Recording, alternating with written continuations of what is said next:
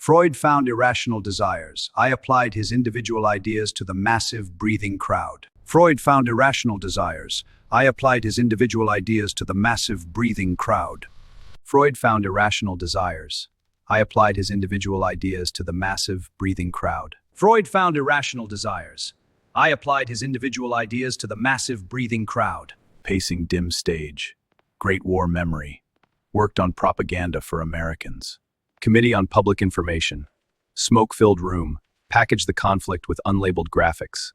Sold an ideal, safe for democracy. Glowing unlabeled symbol, hopeful crowd. Complexity, unlabeled vignettes. Burdensome expression, far-off conflict shapes. Influence summary. The marching stopped, and the era of the modern corporation began. After the war, the word propaganda became a dirty word. It was associated entirely with the lies and deceit of the enemy. So I invented a brand new term for my work: public relations. In 1929, the American Tobacco Company came to me with a very specific problem. At that time, it was entirely socially unacceptable for women to smoke in public. I hired debutantes to march right in the Easter parade, proudly smoking cigarettes. I called them torches of freedom, and just like that, sales doubled. Another client, another challenge. The Beechnut Packing Company had a massive surplus. They needed to sell a significantly larger amount of their bacon to the public. I didn't sell the meat. I asked thousands of physicians to recommend a heavy breakfast. Suddenly, bacon and eggs became the American tradition. The public ate it right up. To sell disposable Dixie cups, I knew I couldn't just talk about the cups. Instead, I talked about the terrifying, invisible danger of shared public glasses. Through the press, we created an absolute public panic about hidden germs. Because fear, ultimately, is always the strongest lever for shifting human behavior. In 1924, I took on a new kind of client, President Calvin Coolidge.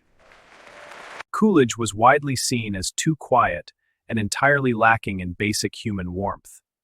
Suddenly, glamorous actors. Suddenly, the stiff politician was relatable, human, and successfully re-elected. Suddenly, the stiff politician was relatable, human, and successfully re-elected. The American public panicked, and the CIA successfully overthrew them. A PR masterstroke. The democratically elected government of Guatemala was enacting land reforms that threatened their profits. The American public panicked, and the CIA successfully overthrew them. A PR masterstroke. The American public panicked, and the CIA successfully overthrew them. A PR masterstroke. Order requires direction. The conscious and intelligent manipulation of the masses is essential. We organize your habits. We shape your opinions. Society cannot function without it. Those of us who understand and manipulate this unseen mechanism hold the real power. We constitute an invisible government. We are the true ruling power of our country. I lived a very long life, reaching 103 years old. I never once ran for political office. I simply didn't need to.